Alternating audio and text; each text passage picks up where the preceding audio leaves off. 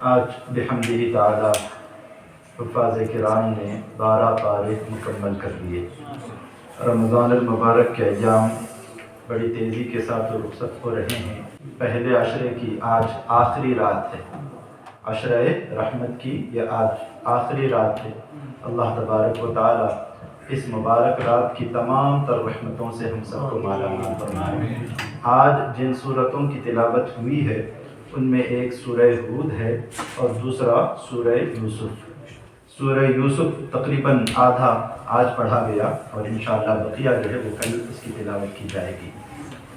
سورہ ہود میں اللہ تبارک و تعالی نے کئی انبیاء کرام کے واقعات بیان فرمائے، جیسے مثال کے طور پر حضرت نوح علیہ السلام کی قوم کا تفصیل کے ساتھ اللہ تبارک و تعالی نے واقعہ سورہ ہود میں بیان فرمایا ہے کہ کس طرح آپ تقریباً 950 سال آپ کو زندگی ملی، 950 ایئرس، 950 سال کی عمر آپ نے پائی، اور اتنی لمبی زندگی پانے کے باوجود، اتنا لمبا عرصہ پانے کے باوجود اور پوری محنت اور مشقت اٹھانے کے باوجود اسلام لانے والے بہت ہی کم تھے، بہت ہی کم تھے۔ یہاں تک کہ خود آپ کا بیٹا جو ہے اس نے بھی اسلام قبول نہیں کیا۔ اور پھر جب اللہ تبارک و تعالیٰ کا حکم ہوا کہ آپ ایک کشتی بنائیے، عذاب آنے والا ہے، تو حضرت نوح علیہ السلام نے کشتی بھی بنائی، اور پھر اس کے بعد جب آپ نے اپنے بیٹے کو پکارا، وَنَادَى نُوحٌ ابْنَهُ وَكَانَ فِي مَعْزِلٍ يَا بُنَيَّ ارْكَبْ مَعَنَا وَلَا تَكُن مَعَ الْكَافِرِينَ۔ حضرت نوح علیہ السلام نے اپنے بیٹے کو پکار کر کہا کہ آجا بیٹے، کشتی میں سوار ہو جا، ورنہ خدا کا عذاب آنے والا ہے۔ تو حضرت نوح علیہ السلام کے بیٹے نے کہا کہ میں پہاڑ کی چوٹی پر چڑھ جاؤں گا، اور جو بھی سیلاب آئے گا وہ پانی نیچے رہے گا، اور میں پہاڑ کی چوٹی پر ہونے کی وجہ سے بچ جاؤں گا۔ لیکن اللہ تبارک و تعالیٰ کا فرمان، حضرت نوح علیہ السلام کہتے ہیں کہ قال سآوی الی جبل یعصمنی من الماء قال لا عاصم اليوم من امر اللہ الا من رحم وحال بینہما الموج فکان من المغرقین۔ یعنی حضرت نوح علیہ السلام نے کہا کہ بیٹے آج کوئی بچانے والا نہیں ہے، آج کوئی بچانے والا نہیں ہے، لیکن اس نے کہا کہ نہیں، میں پہاڑ کی چوٹی پر چڑھ جاؤں گا، اور پھر دیکھتے ہی دیکھتے پانی کے اندر جو ہے ڈوب کر مر گیا۔ حضرت نوح علیہ السلام کا بیٹا، بڑے ہی گنے چنے لوگ جو تھے جنہوں نے اسلام قبول کیا تھا، اور وہ حضرت نوح علیہ السلام کی کشتی میں سوار ہوئے تھے۔ جتنے حضرت نوح علیہ السلام کی کشتی میں سوار تھے بس وہی محفوظ رہے، ان کے علاوہ آپ کی پوری قوم جو ہے اس کو اللہ تبارک و تعالیٰ نے غرقات کر دیا۔ حضرت نوح علیہ السلام کے واقعے کے بعد اللہ تبارک و تعالیٰ نے حضرت ہود علیہ السلام کی قوم، جسے قوم عاد کہا جاتا ہے، بڑی ہی سخت قوم تھی، اس قوم کا واقعہ بھی اللہ تبارک و تعالیٰ نے اسی سورہ ہود میں بیان فرمایا۔ سورہ ہود نام اسی نبی کی طرف منسوب ہے۔ اور پھر حضرت ہود علیہ السلام کے واقعے کے بعد حضرت صالح علیہ السلام، آپ کی قوم کا نام تھا قوم ثمود، اس کا پورا تذکرہ اللہ تبارک و تعالیٰ نے اس میں بیان فرمایا۔ ضمناً حضرت ابراہیم علیہ السلام کا بھی تذکرہ اس میں ہوتا ہے۔ جس وقت حضرت ابراہیم علیہ السلام کے پاس وہ فرشتے آئے تھے جو حضرت لوط علیہ السلام کی قوم پر جو ہے عذاب لے کر نازل ہوئے تھے، وہاں جانے سے پہلے حضرت ابراہیم کے پاس جانا تھا ان کو، اور حضرت ابراہیم کو بیٹے کی خوشخبری سنانی تھی۔ آپ سب جانتے ہیں کہ حضرت ابراہیم کی 2 بیویاں تھیں۔ پہلی بیوی حضرت سارہ رضی اللہ تعالی عنہ، آپ سے کوئی اولاد نہیں ہوئی ابتداءً، یہاں تک کہ آپ بھی بوڑھے ہو گئے، حضرت سارہ بھی بوڑھی ہو گئی۔ پھر بعد میں حضرت بی بی ہاجرہ جو ہے وہ حضرت سارہ کی کنیز تھی، باندی تھی،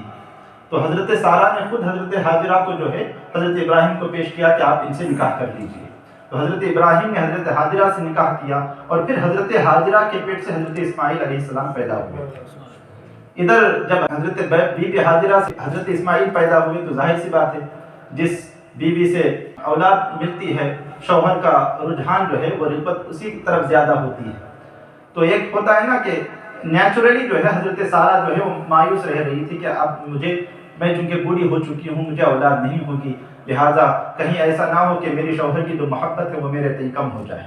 تو اللہ تبارک و تعالیٰ نے حضرت سارہ کو بھی جو ہے بڑھاپے میں اولاد کی خوشخبری سنائی۔ تو جب فرشتے حضرت ابراہیم علیہ السلام کے پاس آئے، انسانی شکل میں آئے، تو حضرت ابراہیم سمجھے کہ مطلب مہمان ہے، حضرت ابراہیم بہت مہمان نواز تھے، آپ کی مہمان نوازی مشہور ہے، سب جانتے ہیں۔ جیسے ہی دیکھا کہ کچھ لوگ آئے ہیں تو آپ ایک دمبا، ایک بکرا فوراً لے کر گئے، اس کو ذبح کیا اور بکرا ذبح کر کے لا کے پکا کے جو ہے بالکل سامنے دسترخوان پر پیش کر دیا۔ اب یہ فرشتے ہیں، فرشتے کھاتے پیتے تھوڑی نہ ہے، تو انہوں نے کہا کہ ہم نہیں کھائیں گے۔ تو پھر حضرت ابراہیم علیہ السلام کو جو ہے تھوڑا اندیشہ لاحق ہوا کہ آخر یہ کھانے سے کیوں منع کر رہے ہیں، یہ کوئی دشمن تو نہیں ہے۔ تو پھر انہوں نے کہا کہ انا ارسلنا الی قوم لوط قالوا لا تخف، اے ابراہیم علیہ السلام، اے اللہ کے پیغمبر، آپ اندیشہ نہ کریں، انا ارسلنا الی قوم لوط، ہم حضرت لوط علیہ السلام کی قوم کی طرف بھیجے ہوئے ہیں، یعنی ہم فرشتے ہیں، ہم کھاتے پیتے نہیں۔ تو ادھر حضرت ابراہیم کی جو بیوی تھی حضرت سارہ، وہ کھڑی ہو کر جو ہے دیکھ رہی تھی کہ یہ فرشتے ہیں اور انسانی شکل میں آئے ہیں، اور پھر جب نہیں کھانا کھائے تو حضرت ابراہیم گھبرا گئے تھے، اور پھر جب انہوں نے کہا کہ مطلب ہم فرشتے ہیں تو پھر حضرت ابراہیم کو سکون ہوا۔ فضحکت، تو حضرت سارہ جو ہے مسکرائیں، ان کو تھوڑی سی ہنسی آئی۔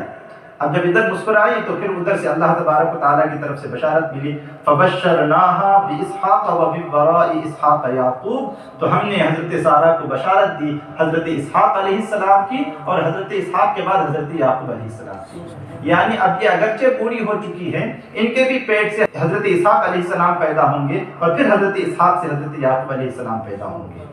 حضرت بی بی سارہ کہتی ہیں قالت یا ویلتا اعلد وانا عجوز وهذا بعلی شیخا، حضرت سارہ کہتی ہیں کہ کیا میں بچہ جنوں گی،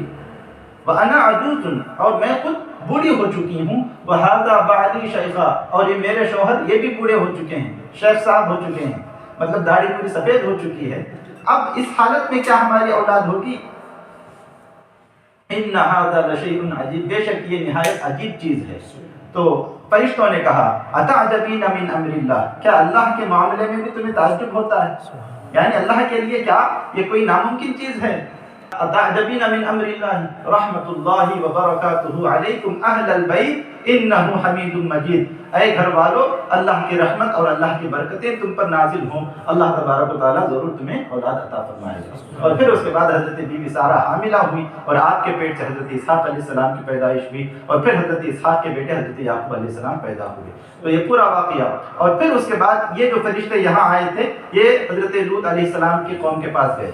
یہاں پہلے حضرت ابراہیم علیہ السلام نے ان کو روکنے کی کوشش کی، اصل میں بہت زیادہ نرم دل تھے حضرت ابراہیم، تو فرشتوں سے بحث کرنے لگے حضرت ابراہیم کے، کیوں مطلب جا رہے ہو، وہاں پر کچھ تو مسلمان ہوں گے؟ تو کہا کہ ہاں جو مسلمان ہوں گے ان کو بچا لیا جائے گا، ان پر عذاب نہیں آئے گا۔ پھر اس کے بعد یہ حضرت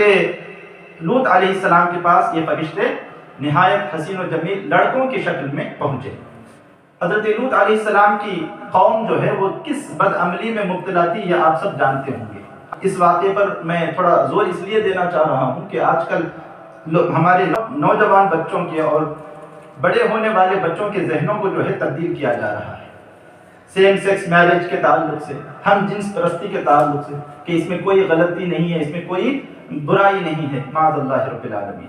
حالانکہ یہ عمل جو ہے اس قدر برا ہے، اس قدر برا ہے کہ اگر آپ حضرت لوط علیہ السلام کی قوم کا واقعہ پڑھیں گے تو آپ کے رونگٹے کھڑے ہو جائیں گے کہ کس طرح کا عذاب ان کے اوپر آیا تھا۔ جب یہ فرشتے نوجوان حسین و جمیل لڑکوں کی شکل میں حضرت لوط علیہ السلام کے پاس آئے تو حضرت لوط علیہ السلام پریشان ہو گئے۔ خوشی تو ہوئی کہ مہمان آئے ہیں، لیکن ان کو چونکہ اپنی قوم کے بارے میں معلوم تھا کہ یہ قوم کتنی بری ہے تو وہ گھبرا گئے۔ لیکن بعد میں پھر فرشتوں نے کہا کہ انا رسول ربک، کہ ہم تمہارے رب کے بھیجے ہوئے ہیں۔ حضرت لوط علیہ السلام کے تعلق سے جیسے ہی آپ کی قوم کو پتا چلا کہ وہاں پر کچھ مہمان آئے ہوئے ہیں اور بہت ہی خوبصورت لڑکے آئے ہوئے ہیں، خود حضرت لوط علیہ السلام کی بیوی نے جا کر اطلاع دی تھی۔ حضرت لوط علیہ السلام کی بیوی بھی کافرہ تھی، اس پر بھی عذاب نازل ہوا ہے۔ تو حضرت لوط علیہ السلام پریشان ہو گئے کہ کیا کروں۔ تو جب وہ سب کے سب حضرت لوط علیہ السلام کے گھر کا دروازہ توڑنے کے لیے آ گئے تو حضرت لوط علیہ السلام نے کہا کہ ہؤلاء بناتی ہن اطہر لکم فاتقوا اللہ ولا تخزونی فی ضیفی الیس منکم رجل رشید، کہ یہ دیکھو یہ بیٹیاں میرے پاس موجود ہیں، یعنی عورتیں یہاں پر ہیں، تم ان سے نکاح کر لو، ہن اطہر لکم، یہ تمہارے لیے پاکیزہ ہیں، فاتقوا اللہ، اور اللہ سے ڈرو، ولا تخزونی فی ضیفی، اور میرے مہمانوں کے سامنے مجھے رسوا نہ کرو،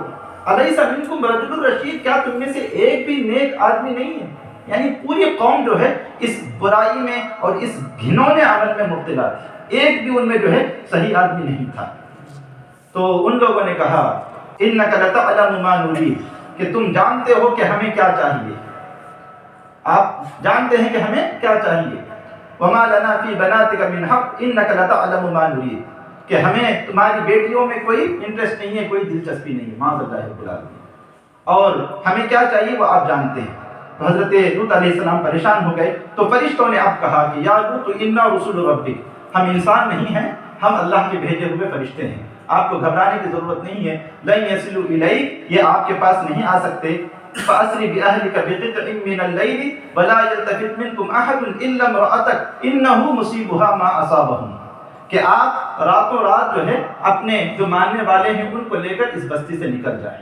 اس بستی سے نکل جائے، اور کوئی بھی اس بستی کی طرف پلٹ کر نہ دیکھے، مڑ کر نہ دیکھے، مگر آپ کی بیوی، یعنی بیوی جو ہے آپ کی وہ پلٹ کر ضرور دیکھے گی، اور جب ضرور دیکھے گی تو پھر وہ عذاب میں مبتلا ہوگی۔